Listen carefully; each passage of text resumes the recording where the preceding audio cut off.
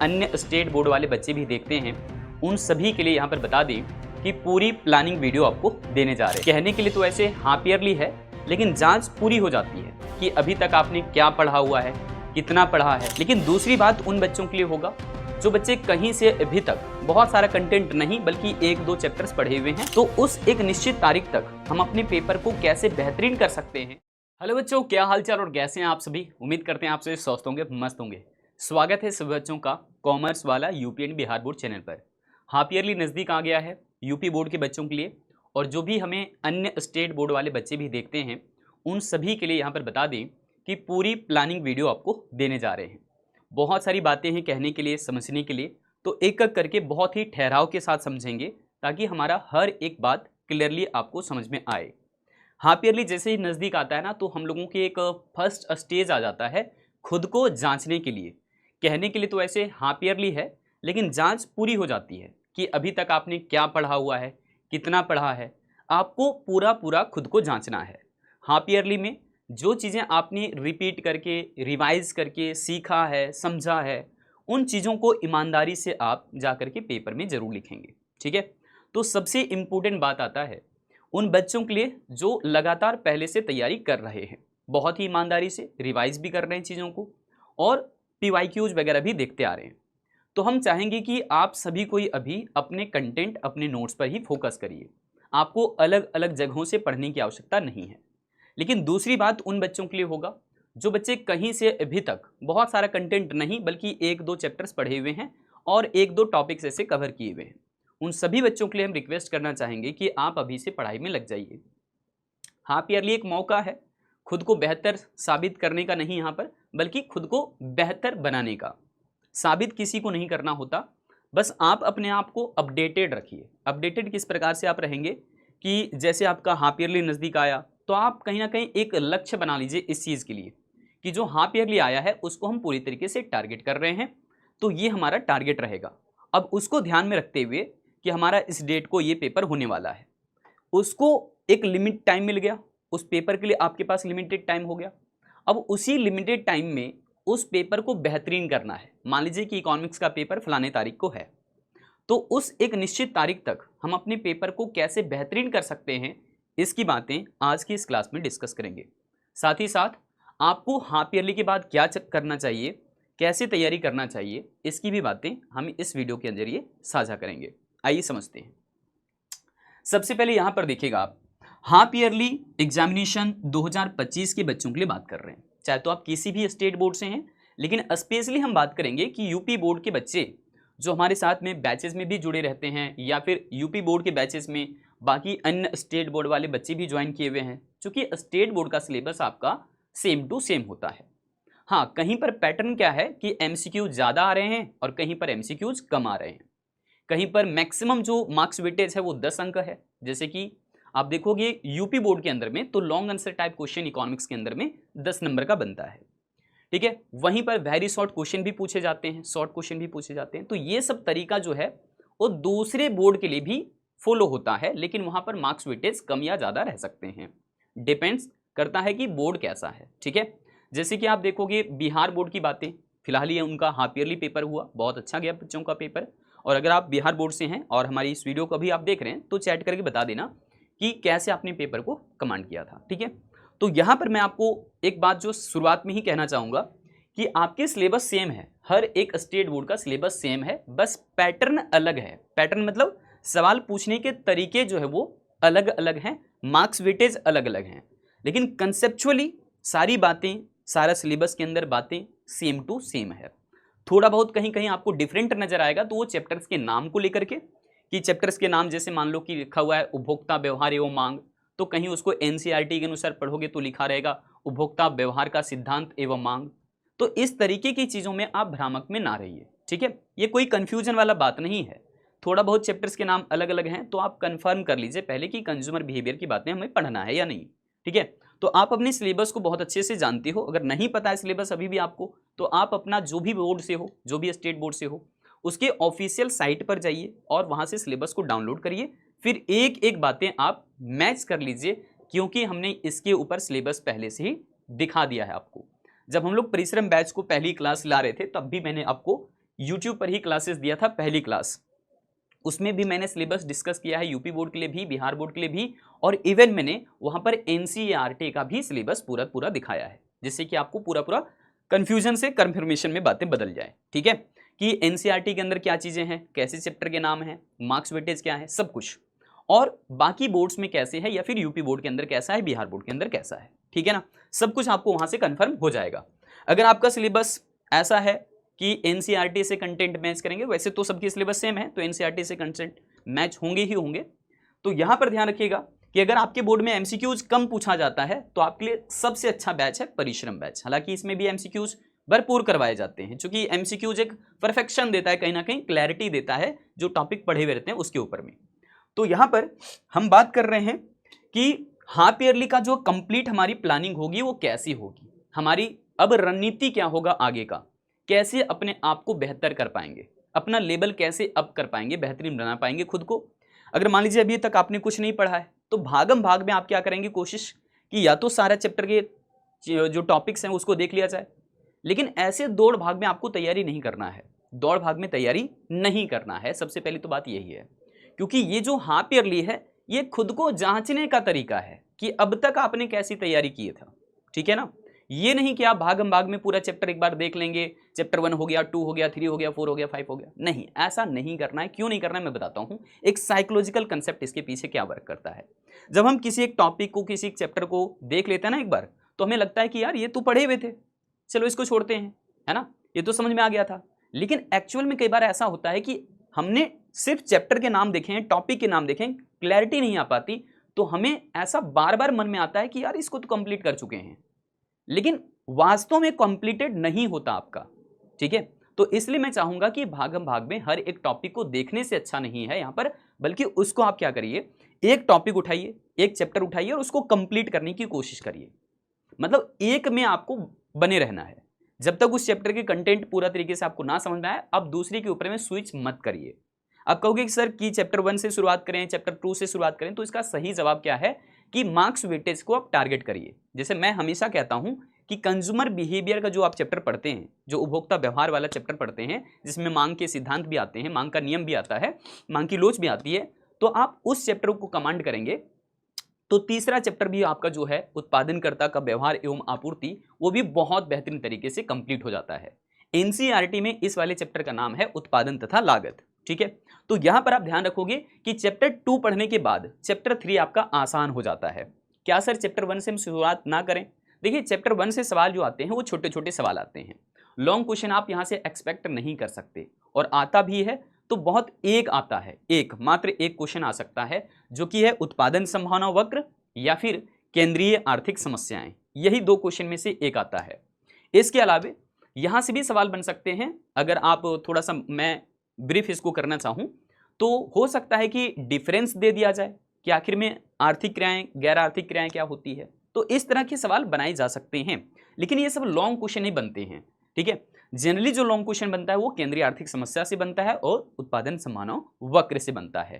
Clear है ना? अच्छा, एक छोटा सा लॉन्ग क्वेश्चन अगर एडिशनली आ सकता है ऐसा, तो व्यष्टि अर्थशास्त्र के बारे में या समष्टि अर्थशास्त्र के बारे में केवल आ सकता है कि व्यष्टि अर्थशास्त्र क्या है, इसके महत्व क्या है, या फिर इसकी विशेषताएं क्या है, इस तरह से सवाल आ सकते हैं। ठीक है, तो ये सवाल बन सकता है।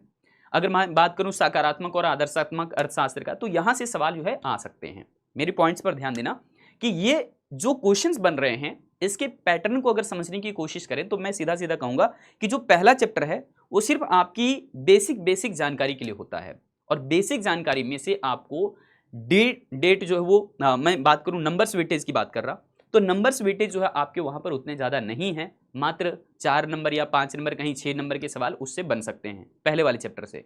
तो यहां पर इस बात को ध्यान रखिए, जो बाकी आपके सेकेंड और थर्ड चैप्टर है इसके मार्क्स वेटेज ज्यादा हैं, तो आप इन दोनों चैप्टर्स पर पहले आप टारगेट कर सकते हो अभी के लिए। तो पॉइंट नंबर 1 कि हमें सभी चैप्टर्स तो पढ़ने हैं लेकिन भाग भाग करके नहीं पढ़ने हैं। पॉइंट नंबर 2 कि हमें चैप्टर्स जो है वो दूसरे से शुरुआत करना है, पहले से नहीं, है ना? अगर आप कहोगे सर पहले से शुरुआत कर लेते हैं, तो होगा क्या कि पहले चैप्टर में आपके कंटेंट वाइज चीजें ज्यादा हैं लेकिन उससे पूछा कम जाता है, और बेसिक चीजें पूछी जाती है जो आपको ऊपर ऊपर से आता भी है पहले से ही। ऊपर ऊपर से आने का मतलब क्या है कि आप वैसे भी जानते हैं सवालों का जवाब, आर्थिक क्रियाएं क्या हैं, गैर आर्थिक क्रियाएं हैं, तो ये सब मुख्य बातें ऐसी कुछ होती है जो हम लोग बिना पढ़े भी चीज़ों को सोच समझ करके तो बता ही सकते हैं कि इसका सही जवाब क्या होगा, नहीं होगा। अगर फिर भी आपका अनुमान नहीं लग पाता तो आप यहाँ से छोटे छोटे कंसेप्ट को क्लियर कर सकते हैं। लेकिन अभी इस वक्त मैं चाहूंगा कि आप उन चैप्टर्स को टारगेट करो जो मार्क्स वेटेज आपको ज़्यादा दिला सकता है, ठीक है ना। चलिए अब हम लोग यहाँ पे हैं एक फॉर्मूले के ऊपर में, जिसको मैंने अभी आपको इस वीडियो के अंदर ही जो देने की कोशिश है मेरी कि SSRPF ये हमारा होगा सक्सेस का फॉर्मूला। इस वीडियो के तहत जो मैं आपको बातें बता रहा हूं, जल्दी से आप लोग सभी को एक बार जब आप वीडियो को देख रहे हो यहीं पर पॉज कीजिए पहले और चैट में लिखिए जरा जाकर के कमेंट सेक्शन में SSRPF, ताकि मुझे समझ में आ जाए कि आपने यहां तक वीडियो देख लिया है। मैं क्यों कह रहा हूं, क्योंकि इतना पैसेंस किसी के अंदर में नहीं होता कि किसी एक बच्चे की, किसी एक व्यक्ति का, किसी एक इंसान का बात लगातार लंबे समय तक सुना जाए।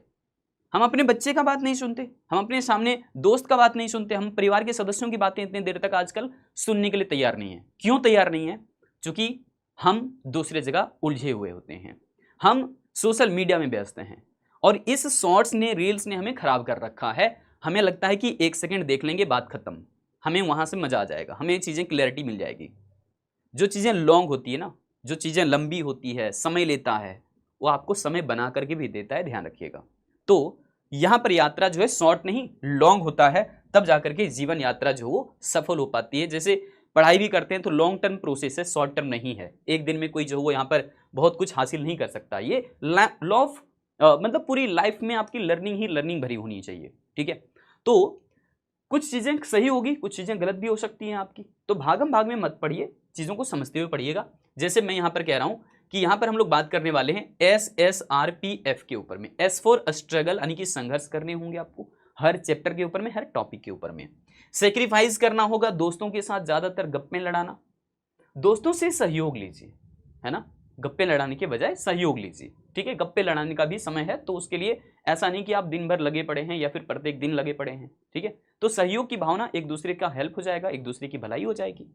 रिस्पेक्ट करना अपने सब्जेक्ट के ऊपर में कि हम जो चीजें पढ़ रहे हैं वो कल हमारा भविष्य निर्माण करेगा, चाहे तो उसमें हम जो है छोटी सी कई क्यों ना क्यों उस टॉपिक्स को कहीं शॉर्ट नोट में लिख करके रख लें, तो शॉर्ट नोट भी आपका काम आता है। लेकिन विथ रिस्पेक्ट हमारे यहाँ पर कहने का मतलब है सिलेबस के अंदर से कि आप जब फॉर्मूला लिखते हैं या फिर मान लीजिए कि कोई डेफिनेशन लिखते हैं, तो मैं इकोनॉमिक्स में स्पेशली बात करता हूं कि डेफिनेशन जब आप लिख रहे हो तो उसके साथ फॉर्मूले को अटैच करिए, ठीक है। आपको सवाल पूछ देता है कि बताइए सीमांत उपयोगिता क्या होती है, ठीक है, तो आप सीधा सीधा लगता है कि आपको परिभाषा पूछा है, वो परिभाषा लिख करके आ जाते हैं। जैसे पूछता है कि सीमांत उपयोगिता को परिभाषित कीजिए, तो आप लाइन बाय लाइन केवल लिख करके आ जाते हैं। वहां पर सीमांत उपयोगिता का सूत्र अवश्य लिख दिया जाना चाहिए। आप समझते हैं कि सूत्र तो लिखने बोला ही नहीं है, लेकिन सूत्र लिख करके आइए। वो सूत्र और डेफिनेशन अलग अलग पार्ट नहीं होते, बस उसको एक्सप्रेस करने का तरीका अलग हो जाता है, मतलब मैथमेटिकली हो जाती है चीजें, ठीक है। तो इससे मार्क्स वेटेज जो है तुम्हें अच्छे मिल पाते हैं, कटते नहीं है नंबर। फिर बात आती है पेशेंस की। जब भी आप पढ़ाई कर रहे होंगे आपको लग रहा होगा यार सभी दोस्त तो इधर उधर घूम रहे हैं, मैं ही पढ़ रहा हूँ, लगातार पढ़े जा रहा हूँ, है ना, क्या ही हो जाएगा, इससे 2-4 नंबर ज़्यादा आ जाएंगे तो। लेकिन मैं आपसे कह सकता हूँ कि नंबर बहुत मायने रखता है। जब आपके रिजल्ट आएंगे ना, लोग यही जानने की कोशिश करते हैं कितना आया बेटा, कितना आया भाई, कितना आया दोस्त, यही कॉल करेंगे। तो मार्क्स वेटेज से लोगों को जज किया जाता है, ठीक है, ये बात सत्य है। हालांकि आप ध्यान रखिएगा कि अपनी तैयारी अपनी क्षमता के अनुरूप करना है, दूसरे से तुलना नहीं करना है। हर किसी व्यक्ति की खासियत या उसकी पोटेंशियल अलग अलग होती है, ठीक है। इसलिए अब यहां पर बात कर रहे हैं फोकस की, एकाग्रता की। तो जब भी आप पढ़ाई कर रहे हो ध्यान रखिएगा जो आपको डिस्ट्रैक्ट कर सकता है, जो आपको भटका सकता है, उन चीज़ों से आप दूर रहिएगा तैयारी करते समय या फिर पढ़ाई करते समय। जैसे कि कई सारे बच्चे होते हैं कि नोट्स जब बना रहे होते हैं तो गाने सुन रहे होते हैं, तो ये एक अच्छी प्लानिंग नहीं हो सकती क्योंकि आपका ध्यान बंटता है, ठीक है। आप फोकस के साथ पढ़ाई करिए, यहाँ पर वो जरूरी होती है, क्वांटिटी से ज़्यादा जरूरी होती है आजकल क्वालिटी। क्योंकि अब देख रहे हो कि हर एक स्टेट बोर्ड जो सवाल पूछने का तरीका रखता है उसमें बड़ा कंसेप्चुअल रहता है। और मैं आपको बता दूं कि क्लास 11th और 12th ये जो कुछ ऐसे भाग हैं और इनके जो सिलेबस है, इनके जो कंटेंट हैं, खास करके मैं 12th की अगर बात करूंगा यहाँ पर, तो 12th के अंदर में सिर्फ और सिर्फ स्टैटिकल कंसेप्ट पूछे जाते हैं। स्टैटिकल मतलब, अब माइक्रो इकोनॉमिक्स में बताइए मुझे आप, क्या मांग के सिद्धांत समय के साथ बदल जाएगा क्या? नहीं, मांग का नियम तो वही रहने वाला है। क्या मांग की लोच की चीजें बदल जाएगी क्या? नहीं, ये सब स्टैटिस्टिकल कंसेप्ट है, समझ पाए। तो माइक्रो इकोनॉमिक्स के अंदर जितने भी आप कंसेप्चुअल चीजें पढ़ते हैं उसमें डायनेमिक नहीं किया जा सकता है। हाँ, कुछ एग्जाम्पल स्पेस आपके सामने कर दिए जा सकते हैं कि बताइए इन फलाने फलाने चीजों में से कौन सी मध्यवर्ती वस्तु है, कौन सी अंतिम वस्तु है। यहां पर जो है बदला जा सकता है। जैसे हम लोग स्टॉक और प्रवाह का कंसेप्ट पढ़ते हैं तो यहाँ पर डेट के साथ चीजें चेंज करके पूछेगा तो वही, लेकिन एग्जाम्पल अलग अलग दिए जा सकते हैं। राम की जगह श्याम, है ना, ऐसा कुछ लिख सकता है। डेट कुछ दिया है 12 तारीख, मान लीजिए जनवरी का है 12 जनवरी 2024, ऐसा हो सकता है कि वहां पर 25 कर दे। तो ये सब जो है वो आपको समझना पड़ेगा कंसेप्चुअली, ताकि आपको थोड़ा बहुत भी अगर एग्जाम्पल वहां पर अलग किया गया है तो आप सही सटीक जवाब दे सके। लेकिन मैं फिर भी कहूंगा कि एग्जाम्पल बेस्ड और आपको कंसेप्चुअल बेस्ड दोनों में बहुत बड़ा फर्क है। एग्जाम्पल बेस्ड आप चीजें करते हैं तो आपको बातें उतना ही समझ में आएगा जितना कि आपने देखा हुआ है। लेकिन अगर आप उस चीज को कंसेप्चुअली करते हैं तो कंसेप्चुअली करने से क्या होगा कि आपको ज्यादा भी एग्जाम्पल्स डाल के पूछा जाएगा तो भी आप उसके सही सही जवाब दे पाएंगे। उम्मीद है समझ में आ गया। अब यहां पर मैं आपको बिना देर किए आगे लेकर के जाने की कोशिश कर रहा हूं, तो बस सिर्फ इतना सा बात ध्यान रखिएगा, जो कि आज की से पूरी वीडियो का मुख्य विचारधारा हमारी है कि संघर्ष त्याग करने वाला इंसान, है ना, हमेशा से कहीं पर भी सम्मान पाता है। संघर्ष करने वाला इंसान, त्याग करने वाला इंसान हमेशा जो है सम्मान पाता है। ठीक है, बस धैर्य और एकाग्रता बनाए रखना है आपको, क्योंकि पढ़ाई के दौरान थोड़ी थोड़ी गलतियां भी आप कर सकते हो, है ना, मतलब लिखावट में गलतियां हो सकती है, या फिर कुछ एग्जाम्पल्स आपको समझ नहीं आए क्लैरिटी के साथ, तो यहां पर अपने आप को कई बार ना हम उलझन में डाल देते हैं। जैसे कि कई सारे बच्चों का ये मन में डाउट रहता है, सर ये किस टाइप की वस्तु है, ये किस टाइप की वस्तु है। तो इकोनॉमिक्स के पॉइंट ऑफ व्यू से देखोगे तरह तरह की वस्तुओं को तरह तरीके से इस्तेमाल किया गया है। हम कहीं बोल देते हैं पूरक वस्तु, कहीं प्रतिस्थापक वस्तु, कहीं गिफिन गुड्स बोल देते हैं, गिफिन वस्तु, कहीं हम बोल देते हैं निम्न कोटि की वस्तु, कहीं कुछ चल रहा है अनिवार्य वस्तु, विलासिता की वस्तु, फलाना फलाना कैटेगरी बहुत सारी है। तो इस तरीके से आप बार बार कंफ्यूजन में आते रहते हो। अगर आपको इसके ऊपर में एक पर्टिकुलर वीडियो चाहिए तो आप मुझे बता सकते हो कि हाँ सर हम इन वस्तुओं के प्रति जो है थोड़ा सा अपनी क्लैरिटी को बढ़ाना चाहते हैं, तो आप मुझे इसी वीडियो के चैट सेक्शन में लिख करके ही जाना। मैं वस्तुओं के ऊपर ही स्पेशल वीडियो आप सभी के लिए तैयार करूंगा, सभी के लिए तैयार करूंगा। ठीक है, समझ आ गया। अब देखिएगा यहाँ पे मैं क्या कह रहा हूं, फोकस जो है आपको करना है सबसे पहले सिलेबस के ऊपर में। आपका सिलेबस क्या है? अब देखिए एनसीईआरटी के आधार पर सभी स्टेट बोर्ड के सिलेबस हैं, तो मैं चाहूंगा कि सबसे पहले आप ये क्लैरिफाई करो अपने आप को कि क्या हमें पढ़ना है और क्या नहीं पढ़ना है। जैसे कि मैंने पढ़ा शुरुआत में, मैंने कहा कि चैप्टर 1 को बाद में पढ़ लेना, अब हाफ ईयरली नजदीक आ गया है। अब हाफ ईयरली नजदीक है तो सबसे पहले चैप्टर 1 को छोड़ दीजिए, अभी चैप्टर 2 से शुरुआत कीजिए, 3 पढ़िए, और 4 तो बहुत आसान है, मार्केट वाले चैप्टर बहुत जल्दी कर सकते हैं आप कवर। मैंने बार बार इस चीज को देखा हुआ है कि स्टेट बोर्ड के अंदर में बहुत चूंकि घुमा फिरा करके नहीं सवाल करता, सीधे सीधे सवाल करता है कि पूर्ण प्रतियोगिता की विशेषताएं क्या है, एकाधिकार की विशेषताएं क्या है ना। एकाधिकार मतलब एक ऐसा जो है वो वहां पर विक्रेता जिसमें सिर्फ ऐसी वस्तु बेच रहा है जिसका कोई क्लोज सब्स्टिट्यूट नहीं है, जिसका कोई प्रतिस्थापक वस्तु दूसरा नहीं है, तो मतलब कि एक ही वहां पर विक्रेता है। ऐसे ही पूर्ण प्रतियोगिता की बात करते हैं तो वहां पर क्रेता और विक्रेता बहुत सारे हैं, तो इसकी विशेषताएं आपसे दरअसल पूछा जाता है एग्जामिनेशन के अंदर, और घुमा फिरा करके सवाल नहीं किया जाता, सीधा सीधा सवाल किया जाता है। तो ऐसी ही कई सारी विशेषताएं आपसे पूछे जाते हैं। ठीक है, तो अब यहां पर सबसे पॉइंट नंबर 1 तो मैंने बता दिया कि सिलेबस के अंदर में डिसाइड करो, पहले उसमें से क्रॉस लगाओ कि क्या पढ़ना है क्या नहीं पढ़ना। इस वक्त की बातें कर रहे हैं हाफ ईयरली के लिए। अब फिर बात आती है कि चैप्टर वाइज या फिर हम जो है सब्जेक्ट वाइज चीजों को कवर करें। देखिए सबसे पहले तो बात आती है सब्जेक्ट वाइज, चूंकि अकाउंटेंसी है, इकोनॉमिक्स है, बीएसटी है, मैथमेटिक्स है, इंग्लिश है, हिंदी है, इतने सारे पेपर्स हैं, आप कम से कम टाइम में कैसे पूरा कर पाओगे। तो अपने आप को पहले जांच लो कि हम किस चीजों को यानी कि कौन से सब्जेक्ट को जल्दी समझ पाते हैं। कोई ना कोई तो अभी तक आपका फेवरेट सब्जेक्ट हो चुका होगा, या फिर 2-4 दिन पढ़कर देख चुके होंगे कि हाँ ये चैप्टर्स आसान लग रहे हैं, ये टॉपिक्स आसान लग रहे हैं, इतना तो पता चल गया होगा। नहीं भी पता लगा है तो 2-3 वीडियोस देखिए, चीज़ों को समझिए, है ना, उसके ऊपर क्लैरिटी को बढ़ाइए, फिर आपको खुद ही मजा आने लगेगा। कुछ पेपर जल्दी समझ में आएंगे, कुछ देर से समझ में आएगा। तो यहाँ से देखिएगा हमने जो आपके लिए पूरी एक प्लानिंग वीडियो तैयार किया था, लाइव सेशन ही करवाया था, वीडियो नहीं बोल सकते इसको हम। तो ये जो है माइक्रो इकोनॉमिक्स यानी कि व्यष्टि अर्थशास्त्र का पूरा करवाया था, जिसका सीरीज का नाम दिया था महासंग्राम। इसके अंदर हाफ ईयरली कंप्लीट करवाए थे। आप लोग इसमें देख सकते हो कि कहीं पर भी यूपी बिहार बोर्ड ऐसा कुछ मेंशन नहीं किया गया इसमें। ठीक है, कहीं पर भी मेंशन नहीं किया गया है। क्यों नहीं किया गया है? क्योंकि ये जो माइक्रो इकोनॉमिक्स के सवाल हैं, ये जो माइक्रो इकोनॉमिक्स के यहाँ पर कंटेंट दिखाए गए हैं, आपको बताए गए हैं, वो सभी स्टेट बोर्ड के ऊपर में लागू होता है। फिर से कह रहे हैं, सभी स्टेट बोर्ड के ऊपर में लागू होता है, चाहे तो यूपी बोर्ड से हो, बिहार बोर्ड से हो, झारखंड बोर्ड से हो, एमपी बोर्ड से हो, या फिर किसी भी अदर स्टेट बोर्ड से हो। ठीक है, हर एक स्टेट बोर्ड का नाम लेना तो यहां पर पॉसिबल इतनी नहीं हो पाती कि मैं सभी स्टेट बोर्ड्स का नाम लेते चले जाऊं। आप समझदार हैं, समझ गए होंगे कि यहां पर मैं बात कर रहा हूं कि सबके अगर सिलेबस सेम है तो सबके कंटेंट भी सेम होंगे, है ना। अगर एक दो टॉपिक्स, एक दो चैप्टर्स आपके कभी हटाए जाते हैं तो उसका स्पेशल नोटिस दिया जाता है आपको, है ना। तो यह भी तो आप मान लीजिए हमारी बातें कि माइक्रो इकोनॉमिक्स के अंदर में जितनी भी बातें आपको पढ़ाई गई है, समझाई गई है, वो सब आकर के इसमें देख सकते हैं। ठीक है, और यहां पर मैक्सिमम कौन कौन से क्वेश्चंस करवाए गए हैं, कैसी चीजें करवाई गई है जो आपकी हाफ ईयरली में आने की पॉसिबिलिटी ज्यादा होगी, समझ गए होंगे। मतलब यहां पर आपको लगेगा ऐसा कि सर ये तो टॉपिक आपने नहीं करवाया, तो चिंता काहे कर रहे हो भैया, ये तो हाफ ईयरली की तैयारी है। यहां पर हम लोग वो क्वेश्चन टारगेट करेंगे ना जो हमारे आने के चांसेस ज्यादा हैं। समझ गए होंगे मैं क्या कहना चाहता हूं, ठीक है। और हम लोग किस आधार पर लेकर के इसको आते हैं, तो हम लोग प्रीवियस ईयर्स की सारी चीजें देख लेते हैं एक बार कि पिछले सालों का माहौल कैसा रहा है, क्वेश्चंस पूछने का धूम धड़ाका कैसे चला हुआ है। ठीक है, हाँ ये वाली बातें।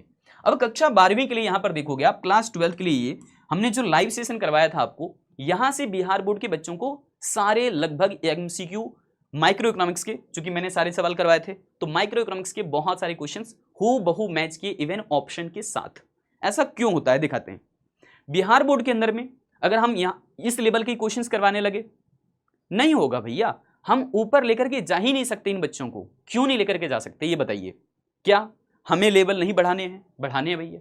लेकिन बिहार बोर्ड के अंदर में आप उनके सिलेबस, उनके पैटर्न उठा करके देखोगे तो आपको स्पष्ट पता चलेगा कि जो पिछले साल प्रश्न पूछा हुआ है वही सवाल बार बार रिपीट किए जाता है। ठीक है, मैक्सिमम रिपीटेड क्वेश्चंस होते हैं। तो मैं कोई अलग से अगर सवाल आपको करवाऊंगा, कुछ थोड़ा सा डायनेमिक करके दूंगा, तो आपके सवाल के जवाब नहीं फंसने वाले, मतलब हूबहू सवाल नहीं मिलने वाले। फिर आपके मैं करवाऊंगा कुछ और, वहां पर आएगा कुछ और। वहां पर क्या आएगा आपके पेपर में, वहां पर आएगा रिपीटेड क्वेश्चंस, और जो कि आपने हाफ ईयरली के अंदर देखा ही है। ठीक है, अगर नहीं देखा है तो इस वाले सेशन को देखिए, और साथ साथ में अपना बिहार बोर्ड का पेपर लेकर के बैठ जाइए और देखिए एक एक एमसीक्यू जो माइक्रो इकोनॉमिक्स में इसमें करवाया गया है, मैक्रो का नहीं करवाया गया, ध्यान रखिएगा। इसके अंदर में माइक्रो का करवाया गया है, तो माइक्रो के हर एक सवाल आपको यहां पर दिखाई देंगे। ठीक है, मैक्सिमम से मैक्सिमम जो आपके ऑब्जेक्टिव क्वेश्चंस आपके हाफ ईयरली में आए हैं माइक्रो इकोनॉमिक्स के, वो सारे मिल जाएंगे इसके अंदर। अब कहोगे सर मैक्रो इकोनॉमिक्स हमारे बोर्ड में आ रहा है, मैं क्या करूंगा? तो इसी प्रकार से आपको थंबनेल फिर दिख जाएगा इसी चैनल पर जिसका नाम है कॉमर्स वाला यूपी एंड बिहार बोर्ड, इसी पर दिख जाएगा ऐसा ही थंबनेल, और यहां पर लिखा रहेगा मैक्रो इकोनॉमिक्स। आप उस सेशन को जाकर के देख लेना। ठीक है, वहां पर बहुत सारे एमसीक्यूज भी करवाया आपको, और साथ साथ में थ्योरी बेस्ड चीजें भी करवाया है, मतलब लॉन्ग क्वेश्चन, शॉर्ट क्वेश्चन सारा मिक्स करके करवा दिया है आपको। ठीक है, ध्यान रखिएगा, हाफ ईयरली के लिए केवल करवाया है, कंप्लीट सिलेबस नहीं होते हैं, हाफ ईयरली के लिए पॉइंट ऑफ व्यू से करवाया गया है। और अब कहोगे कि सर यहां से माइक्रो इकोनॉमिक्स तो आपने करवा दिया, मैक्रो का कहां से करेंगे? इसी चैनल पर आपको मैक्रो का भी कंप्लीट एमसीक्यू सेशन मिल जाएगा, जाकर के देख लेना, आपको लाइव सेशन में ही दिख जाएगा, जो कि हमने पिछले साल किया था। हर एक चीजें आपको बस क्या मैंने कहा, पैसेंस रखना पड़ेगा, खोजना पड़ेगा, चीजें देखनी पड़ेगी। अब चूंकि सिलेबस सेम है तो मैं क्या दोबारा से चीजें पर, इन चीजों पर काम करूं? आपको आउटपुट तो वही मिलना है, दोबारा से वही मिलने हैं, है ना। तो आप इनके फायदे ले सकते हो यहां से। हमें पता है कि हर एक व्यक्ति का समय बचना बहुत जरूरी होता है, क्योंकि वो किसी और भी काम को बहुत बेहतरीन तरीके से कर सके। तो मैं चाहता हूं कि आपके आगे की जितनी भी तैयारी है हाफ ईयरली के बाद, हम लोग उसकी तैयारी में लग जाएं, और आप अभी जो वो इन सारे कंटेंट को देख करके पूरा फायदा उठाएं। क्योंकि यहां पर जो चीजें दी गई है ना, वो कंसेप्चुअली दिया गया है। कहीं भी आपको थोड़ा सा भी एरर कुछ दिखता है मुझे आप बता दीजिए, ठीक है। क्योंकि इनमें जो कंटेंट दिए गए हैं वो पीवाईक्यूज बेस्ड दिए गए हैं, स्पष्ट कह रहे हैं आपको, ठीक है। अब यहां पर देखोगे नेक्स्ट कि रिवीजन करने की टेक्निक क्या होगी। तो मैं हमेशा कहते रहता हूं, ये आजकल की बातें नहीं है, हमेशा कहते रहता हूं कि दिन भर में जितना कुछ भी आप पढ़ते हैं, रात में कम से कम 15 से 20 मिनट या आधा घंटा, संभव हो तो आधे घंटा रिवाइज करिए। क्योंकि रात में जो चीजें हम रिवाइज करते हैं उसके बाद हम आराम करने के लिए जाते हैं, तो हमारे जो यहाँ पर माइंड में सारी चीजें जाती है ना, वो बहुत देर तक चलता रहता है, बहुत देर तक, ठीक है। और हम इस प्रकार से पूरे दिन भर में जितनी चीजें पढ़े हुए हैं उसको एक साथ में समेटने की कोशिश करते हैं, तो ये हमें जो वो बहुत लंबे समय तक याद रहता है। ये साइकोलॉजिकल फेनोमेनन है, ठीक है, समझ गए होंगे। नेक्स्ट यहां पर देखिएगा ध्यान से कि प्रैक्टिस एंड प्रीवियस पेपर्स क्यों इंपॉर्टेंट है? मैंने अभी जस्ट कुछ देर पहले कहा कि हाफ ईयरली अगर तैयारी करना चाहते हो बेहतरीन तरीके से तो ज्यादा आगे पीछे सोचने की आवश्यकता है ही नहीं। आप प्रीवियस ईयर के क्वेश्चंस पेपर उठाइए और उससे जो है क्वेश्चंस को देखिए और वही क्वेश्चंस को प्रैक्टिस प्रैक्टिस प्रैक्टिस प्रैक्टिस कीजिए। अगर आपको विश्वास ना हो तो हाफ ईयरली के बाद मुझे इसी वीडियो पर आकर के खुद ही बता देना कि हाँ सर वही क्वेश्चंस थे जो प्रीवियस ईयर में थे। प्रीवियस ईयर कितने करने हैं? क्या हमें 5 साल के करने हैं? नहीं, हाफ ईयरली के लिए मात्र आप 3 साल का कर लीजिए। यहीं से सारे सवाल आपको देखने को मिल जाएगा। ठीक है, यहीं से सारे सवाल देखने को मिल जाएंगे।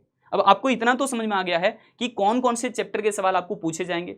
ठीक है, ये आप स्कूल से अपना पता कर लीजिए, अगर पॉसिबल हो और बातें रिलीज हो जाती तो बहुत अच्छा हो जाएगा, और नहीं है तो आप ये मान लीजिए कि माइक्रो इकोनॉमिक्स के ही सवाल आपके ज्यादातर हाफ ईयरली में आएंगे। क्यों आएंगे? क्योंकि हर जगह पर स्कूल में पहले माइक्रो इकोनॉमिक्स ही पढ़ाया जाएगा, क्योंकि बच्चों को सीधा मैक्रो इकोनॉमिक्स पढ़ा करके उनकी बुद्धि जो है वो खराब नहीं करनी हमें।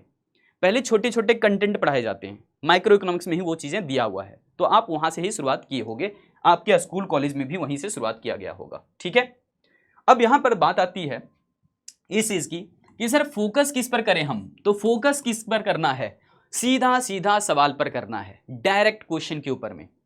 हमने क्या कहा, प्रीवियस ईयर देखोगे क्वेश्चन का पैटर्न पता चल जाएगा।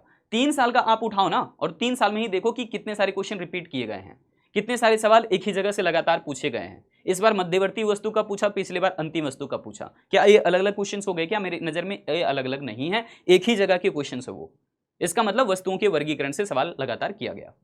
अगर आपको राष्ट्रीय के चक्रीय प्रवाह में से द्विक्षेत्रीय पढ़ना है तो द्विक्षेत्रीय पढ़िए, वहां से कई सारे कंटेंट निकलते हैं।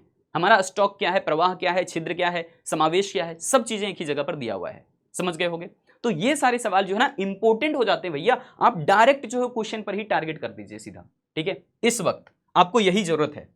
अब मैं यहां पर सीधा सीधा जो हूं बहुत सारी बातें बता चुका, लेकिन अगर आपको किसी और भी चीज की नीड है, अगर आप चाहते हो कि मांग की लोच से संबंधित चीजें देखें, तो इसी वाले चैनल पर, कॉमर्स वाला UP and Bihar board channel पर ही आपको मिल जाएगा। मांग की लोच से संबंधित हमने बहुत ही डेडिकेटेड, एक बहुत ही शानदार एक वीडियो अपडेट दे दिया है।